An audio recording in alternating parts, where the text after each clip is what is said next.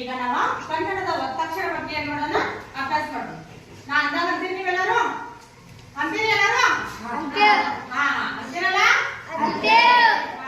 ಈಗ ನೋಡ್ರಿ, 1, 2 ಕನ್ನಡ ಅಕ್ಷರಗಳು ಒತ್ತಕ್ಷರ ಹೆಂಗ್ ಬರ್ತಾವು ಅದನ್ನ ನಾ ಈಗ ಹಾಡಿನ ಮೂಲಕ ನಿಮ್ಗ ಹೇಳ್ತೇನೆ. ನಾ ಅಂದಾಗ ಅಂತೀರಲ್ಲ? ಕನ್ನಡದ